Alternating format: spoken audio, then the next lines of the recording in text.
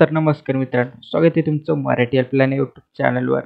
तर मित्रांनो, राज्य मंत्रिमंडळाच्या आजच्या बैठकीत 6 महत्त्वाचे निर्णय आणि मोठे निर्णय घेण्यात आले. तर मित्रांनो, मुख्यमंत्री एकनाथ शिंदे यांच्या अध्यक्षतेखाली आज राज्य मंत्रिमंडळाच्या महत्त्वाची बैठक पार पडली आहे. राज्य मंत्रिमंडळाच्या आजच्या बैठकीत 6 महत्त्वाचे आणि मोठे निर्णय घेण्यात आले आहे. राज्य मंत्रिमंडळ बैठकीत आशा सेविका, अंगणवाडी सेविका व गट पुरवठादारांसाठी मोठा निर्णय घेण्यात आला आहे. राज्य सरकारकडून आता आशा सेविकांसाठी, अंगणवाडी सेविकेसाठी प्रवर्तकांना सानुग्रह अनुदान दिले जाणार आहे.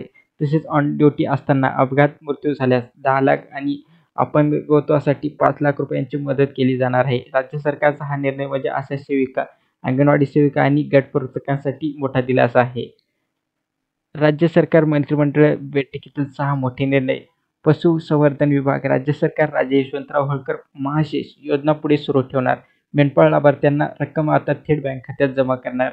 सार्वजनिक विभाग. आशा सेविका, अंगणवाडी सेविका, गट प्रवर्तकांसाठी सानुग्रह अनुदान दिले जाणार. अपघाती मृत्यू झाल्यास 10 लाख आणि अपंगत्वासाठी 5 लाख रुपयांची मदत केली जाणार. मदत व पुनर्वसन विभाग. शेती पिकांचे नुकसान ठरवण्यासाठी अद्ययावत प्रणाली विकसित करणार.